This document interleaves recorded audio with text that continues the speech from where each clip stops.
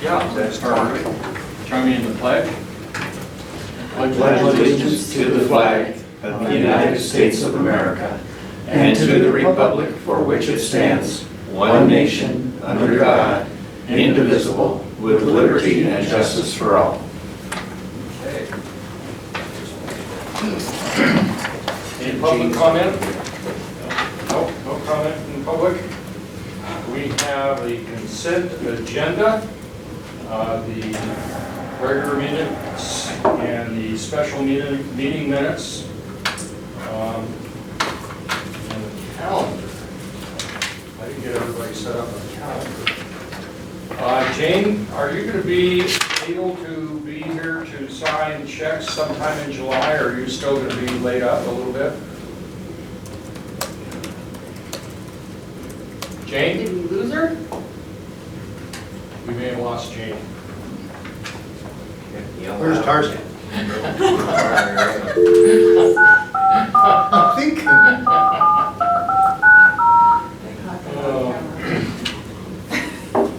Probably listening to dead air too. Yeah.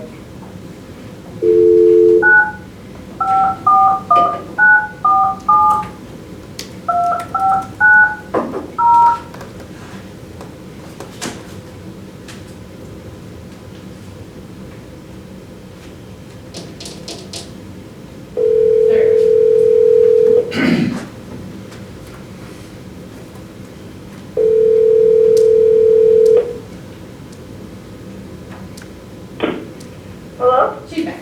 Hi, Jane, we lost you. Well, I was muted or something. Oh, could you hear us?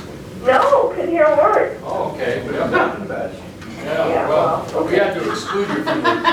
Yeah, We're just going over the July calendar for check signing, got it, okay. and I didn't know if you're going to be able to come into town to sign checks on one of those Wednesdays? Well, I don't either. I assume I am. That's the plan. Theoretically, I'm going to see my doctor on Monday, so I'll know then that I think I will. Okay. What's open? Actually, the 11th, the 18th, and the 25th. The 11th would be good. Okay. You're in. I'll take the 18th. And that'll leave Gerald or Judy for the 25th. And Chuck, you can choose either Tuesday around 4 or Thursday morning. The staff said it's really up to the board member because it's a different day. Doesn't make a bit of difference to me. Thoughts? Wednesday, the 4th is a holiday. So we either do it 4 o'clock Tuesday or Thursday morning. Tuesday at 4? Okay. Okay. I will let them know. Okay. Like you did on the board. Okay. So on the consent agenda, we've settled with the July calendar. And the minutes, meeting minutes of the regular session and the special meeting minutes. Have you guys had a chance to read those? I would move that we approve the consent agenda as published. Good. Are Gerald and Judy not there? Gerald and Judy are not here. So I get to second everything. Yes, you do. All right. You can move some of them too. Yeah. Yeah. Okay. So I heard you second that? Yep. Okay, been moved and seconded to approve the consent agenda as presented. All those in favor? Bye. Okay, passes unanimously.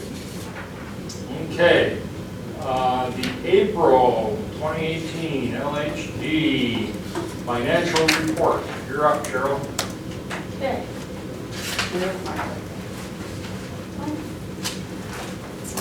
Smarty pants? Huh? Nothing. Nothing. Perfect. Just go with that. April was quite a bit slower of a month than March was. So just in hospital patients alone, we had 24 fewer patients. We were very slow in surgery. We went from 43 to 15 in April. And so that was kind of a bit of a surprise. Year-to-date, we are down 427 patients. ED is 479, but then we make some up with surgery, which is at 47. I remember a few months ago, we could look down at clinic and see it was kind of making up for all the lost ED visits, but in clinic this month, we only saw 711 patients with the departure of Dr. Lee. Dr. Foster has been crazy busy, so I totally expect to see that bounce back in May. Ancillary services continue to be very busy. We did see some slowdown in lab and radiology, not very much. Rehab bounced back and we're pretty busy. Home health has stayed busy. Also, you see some declines in our average daily census naturally since we have fewer patients in all those areas. Monthly gross charges, okay, I tried to do the red is the current year. So the gross charges for the month of April were $2.59 million. That is $278,000 below average. It's our second lowest month this year. Our collections on AR for April is here. The number was 2.87 million. We also had May coming in over 2 million at 2.06 million or 2.6 million. Zero. I think I should have said 0.6. Yeah. I thought that was high. Our average is 1.9 million, so those are 3 good months in a row.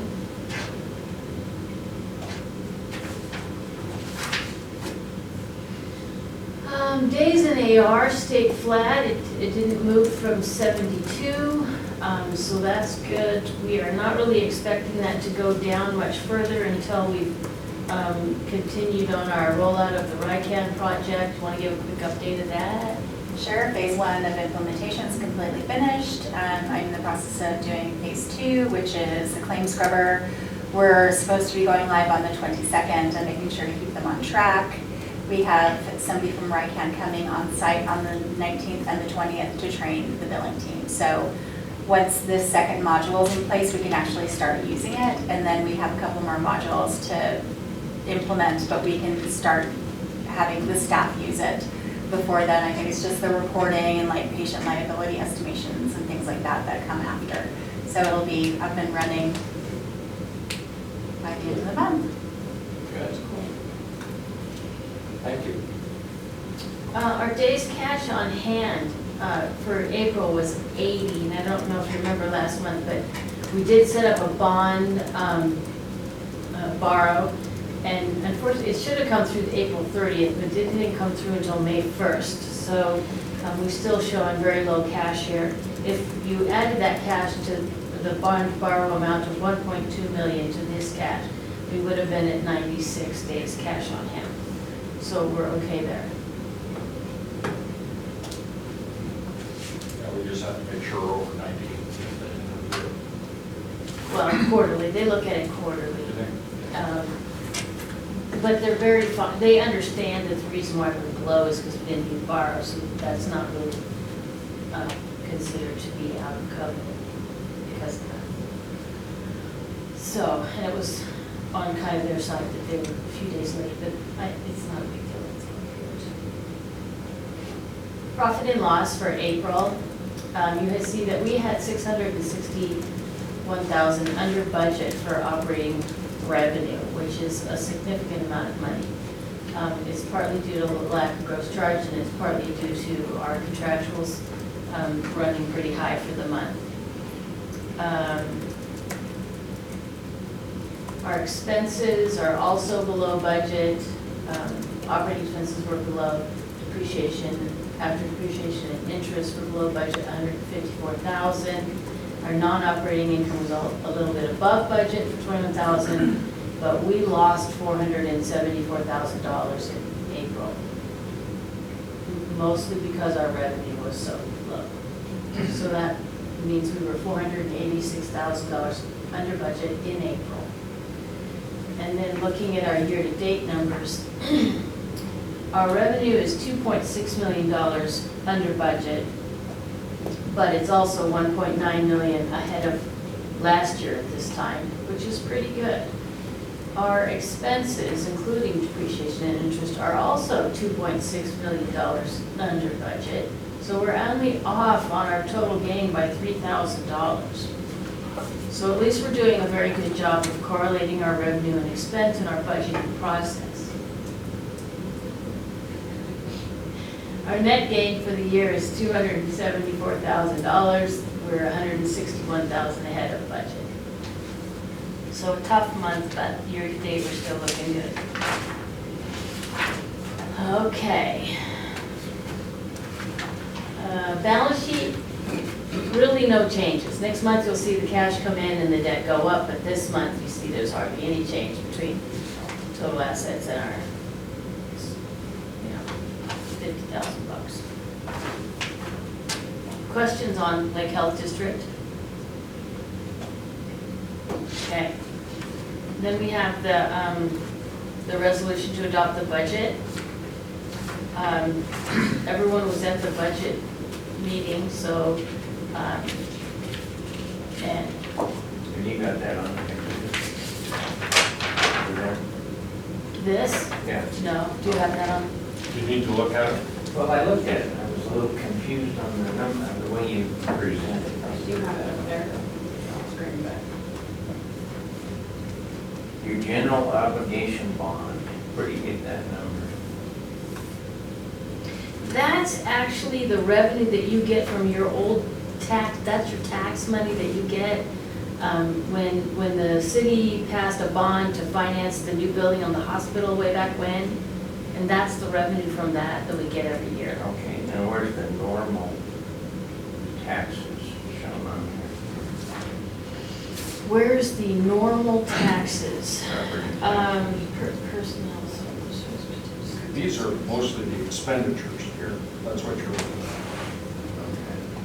at. So our payments and our receipts and our payments on the bond are that $446,000. But it doesn't include the regular normal. Property tax. property taxes that are included. There's a couple $1 million. Right. Right. And that's This- embedded in the revenue and the,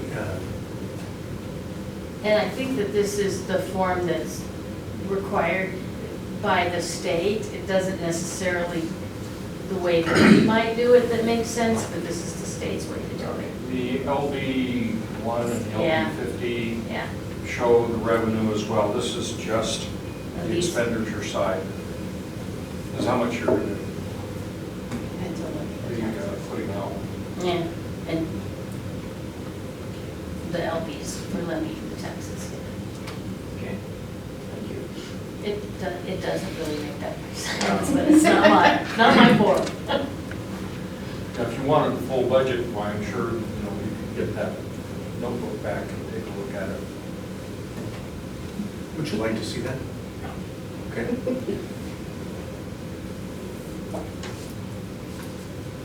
Okay.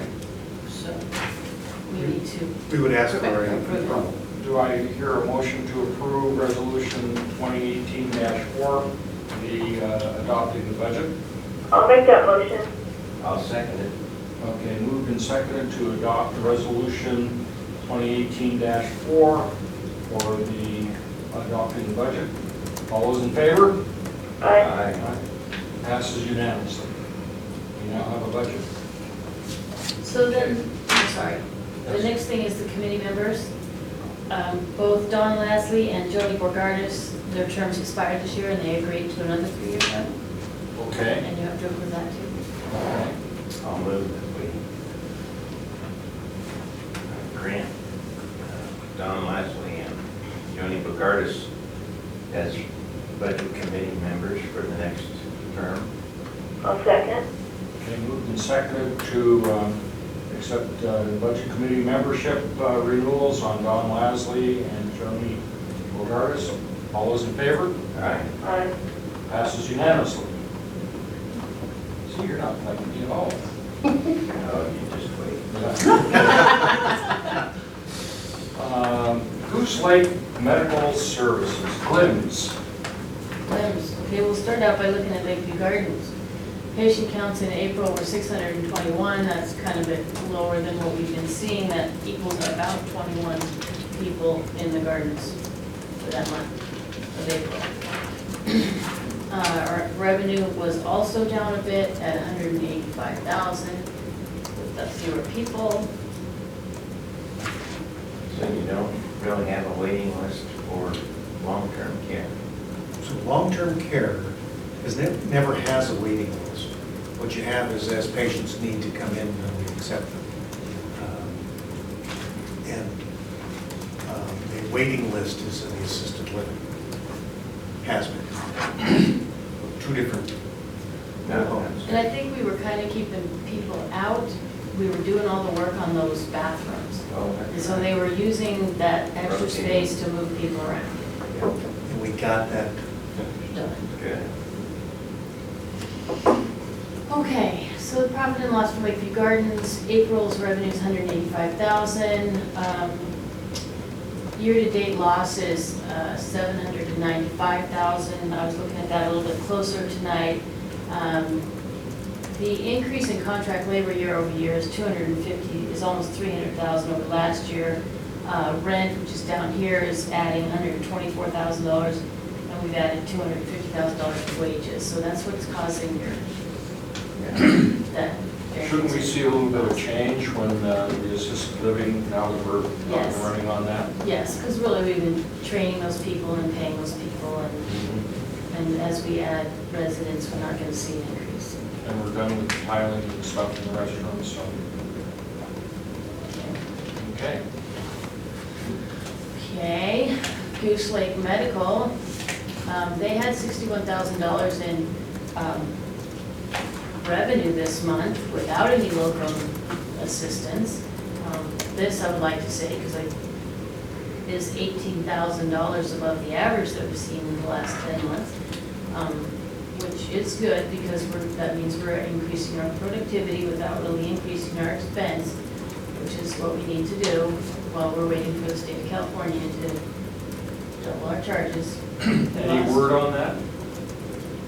Well, lots of discussion on it, back and forth with Lee. Not approval yet. I promised to go and camp out on the state of California representative's desk, but get there yet.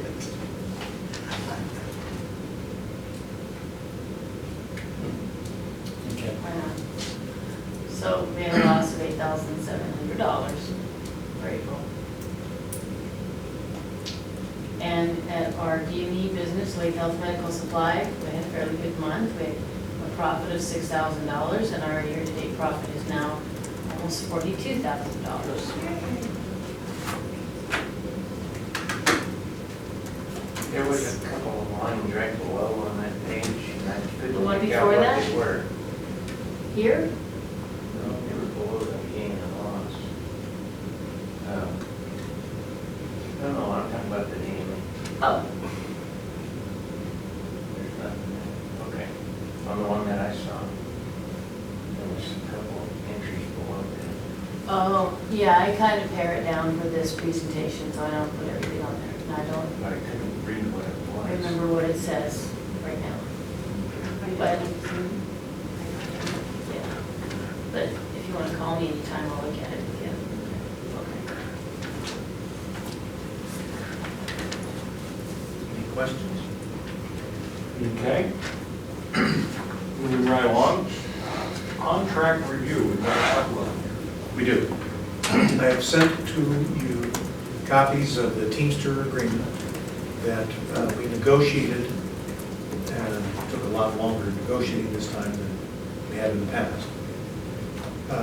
That contract has been presented to the rank and file union members at the district, and they have ratified that.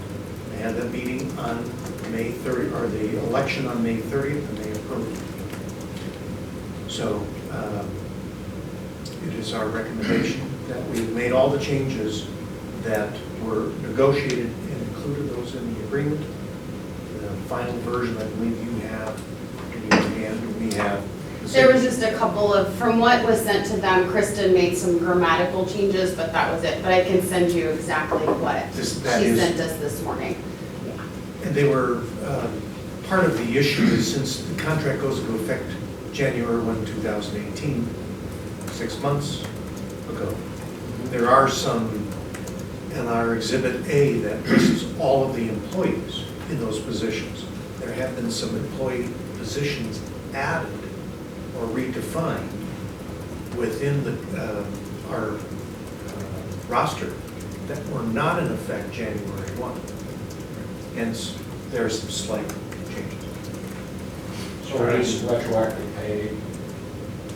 If there is any, it would be retroactive. There shouldn't be any, there may be a couple, one clause, for example, says that we will pay for trainers to train somebody else. So we have a new employee and another employee sitting next to him and training and orienting them.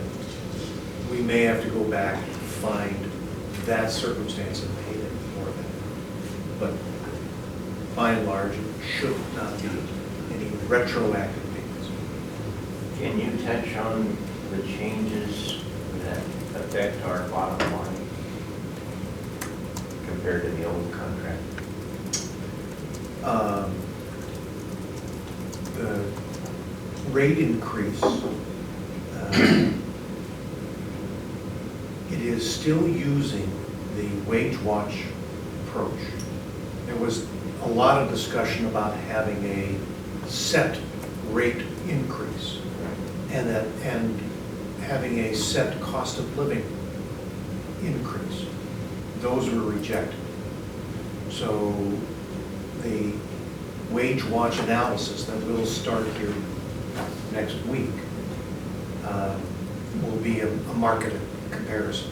So that shouldn't have any greater, we've tried to estimate in our budgeting process what we think the market is doing. But the contract still says we will continue the process that we've used in the past, ensuring everyone is as fair as we can be per the market. So I don't know if that's going to have a significant impact on our bottom line. There were a couple of, like the training component that might have some impact. It's really hard to estimate how much that will be. We did not change in the process for how we allocate the pension or the healthcare cost. So if you recall, there is a split of how much, whatever that cost is, Teamster members pay versus non-Teamster member pay.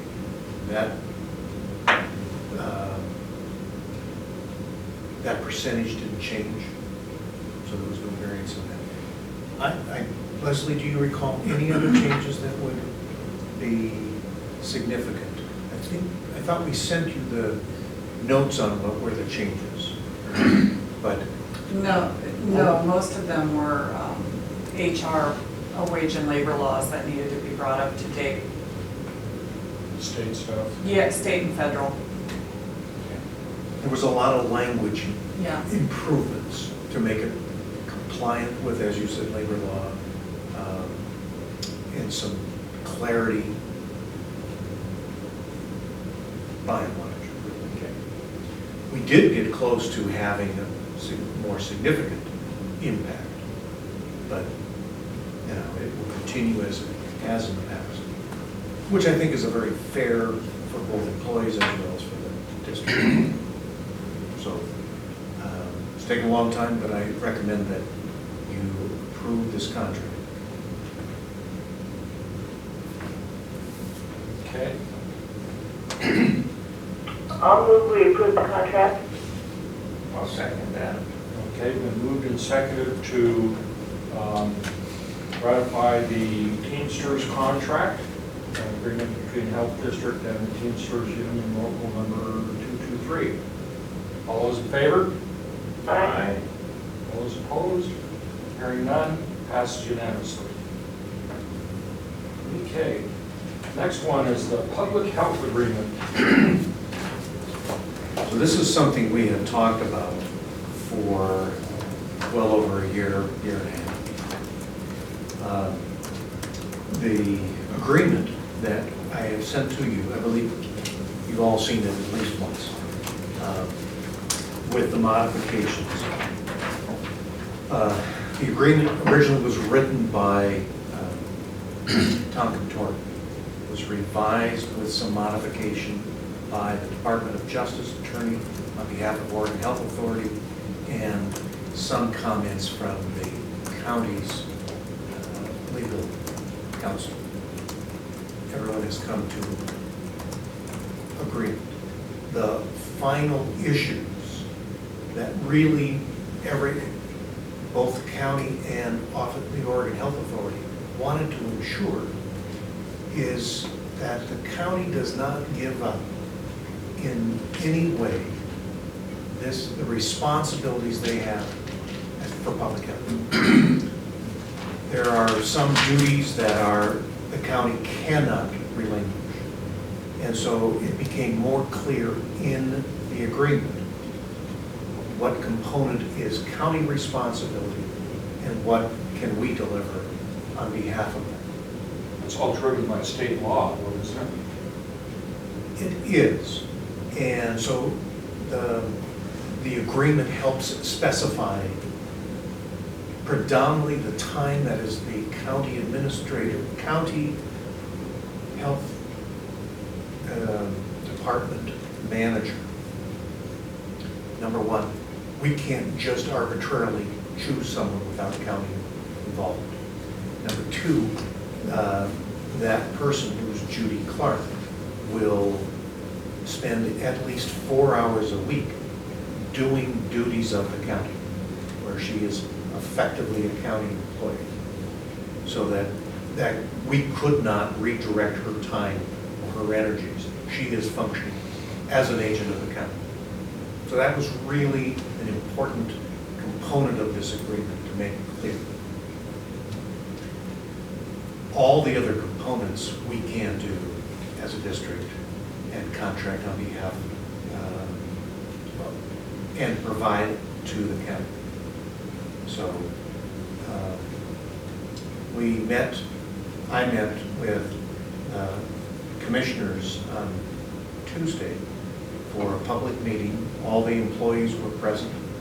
They, I believe, have been able to ask all the questions that they have about this process. There were no negative comments, and it is my understanding the employees are interested in this opportunity.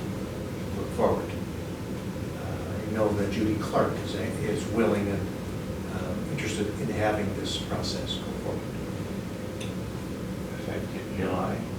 The commissioners met yesterday, and they voted to agree to this agreement effective July 1, 2018. I would recommend that, and we put into our budget the cost of providing this service, and the county has committed to continuing their commitment to keep paying the same portion that they have in the past to support public health. Our plan is to, if we do take over, that we would immediately apply for a rural health clinic status. And it is our expectation that once that is granted, it's about a 6-month process, that would allow us to get additional payments from state and federal government to support the services that public health is delivering. Those payments get retroactive to the time of application? No, it is to the time of approval. So there's, we apply, then it comes out and is inspected. From the time of inspection, I believe, is when they go retroactive to. So we've gone through this process when we converted Lake County Medical Group or Clinic to become a rural health clinic. There, we started around the same time period, July 1. We had our inspection in October, and we were granted the rural health clinic status in February, effective November 1st. I have my dates right. So it took a bit of time, but it was retro to that inspection. I'll move that we accept the public health agreement as presented. I'll second that motion. Okay, been moved and seconded to approve the public health agreement as presented. All those in favor? Aye. Passes unanimously. Thank you. You're welcome. Now, medical staff update. Unfortunately, Dr. Grant was not able to be here. He got called away. And he apologized for not being available. Maybe he did a rodeo or something. Can't speak to exactly where he is today.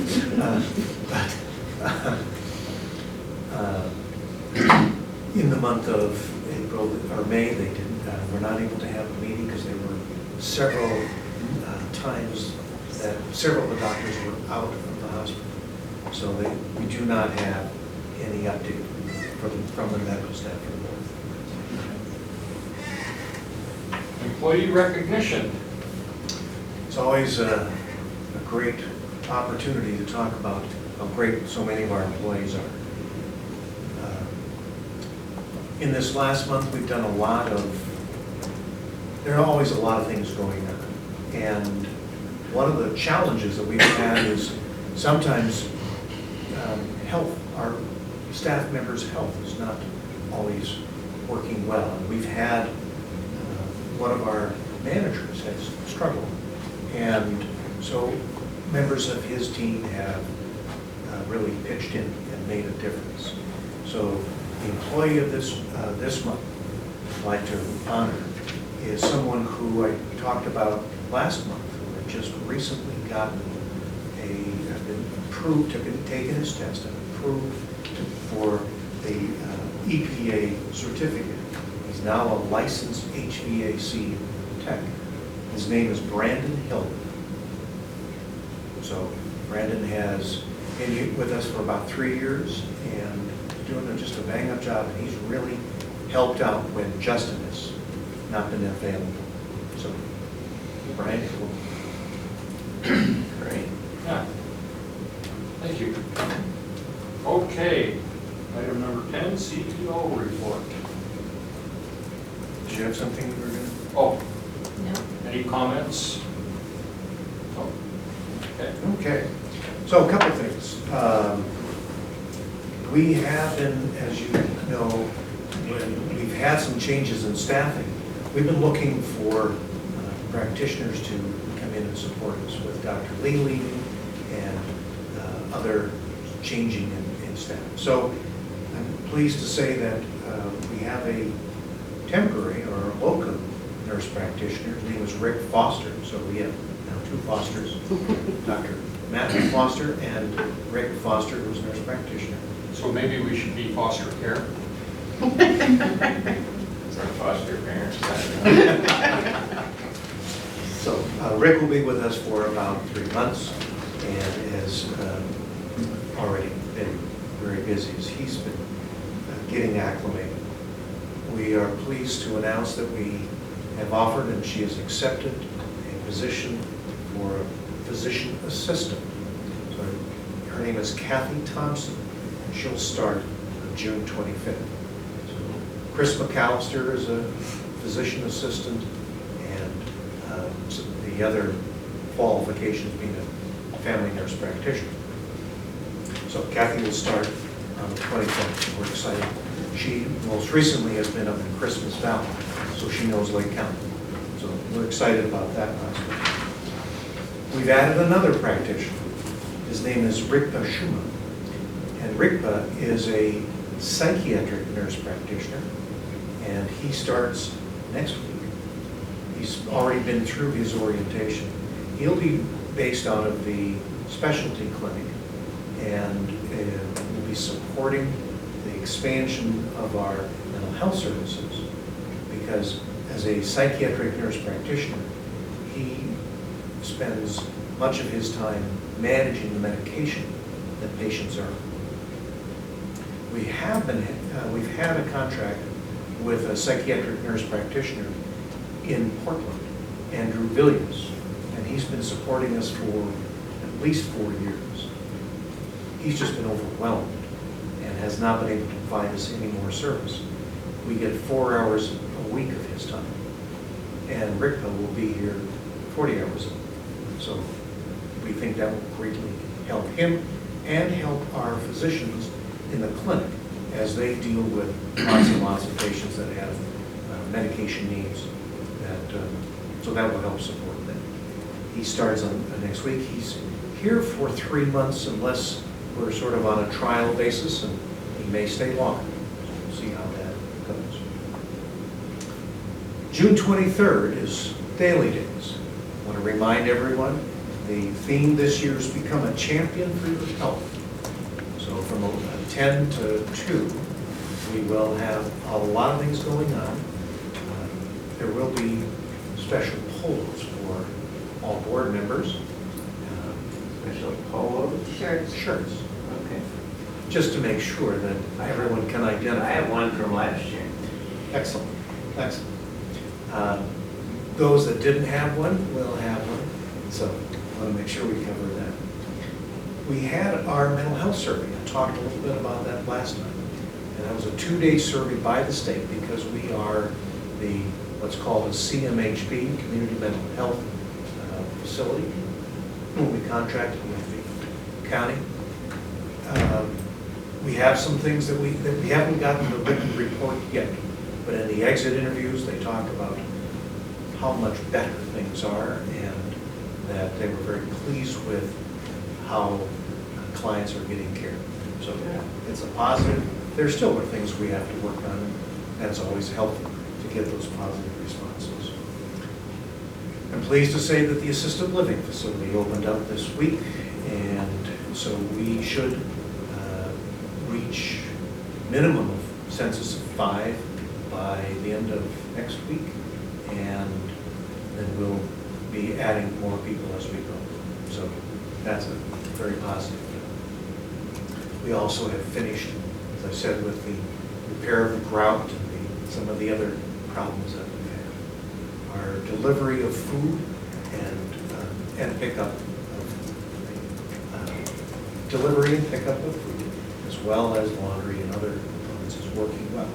So we're pleased about that. We have a new speech therapist.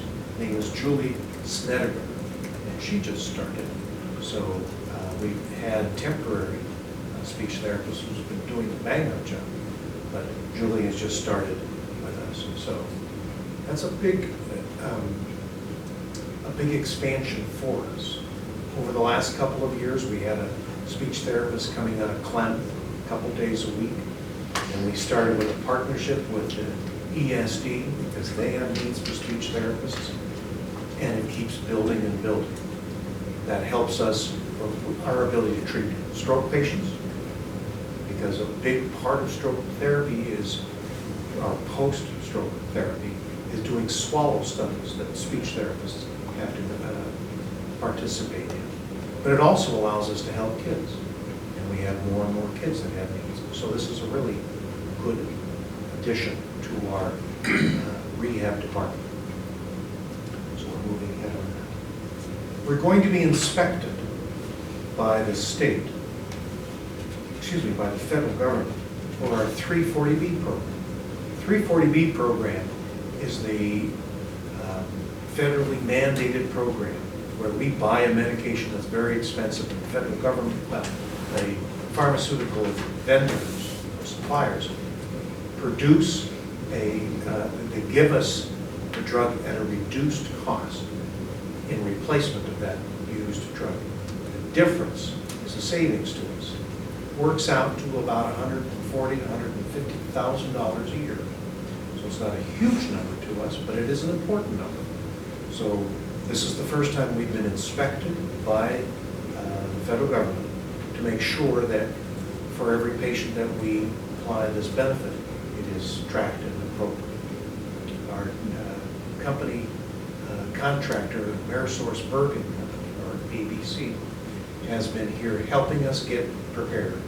And we had a briefing this morning. It appears that all of our documents prove that our inspection will go on smooth. So we're excited about that. I want to remind everyone of two things. We start our next CNA class, nursing assistant class, June 20th through July 27th. So we'll be looking at that. And of course, the Stop the Bleed program. We've talked about this, that we are encouraging lots and lots of people to get trained in this. We've got classes going on throughout the month of June, teaching people how to use the tourniquet properly. We've got some really good visuals and experience. You'll have that at Daily Days. When you realize how much pressure it takes to stop the blood, pushing on that, it's astounding. And that's why when you realize how important that is. So that's an important thing for all of us to know and be prepared. That concludes my comments. Do you have any questions or issues about what's been going on? Jane, do you have anything for us? No, I'm good. Okay. No, so what we'll do is we'll take a break and we'll adjourn to executive session under ORS 192-660, bracket 2, bracket A, personnel, bracket C, medical staff, bracket H, legal, and bracket I, real property. So we'll take a 7-minute break.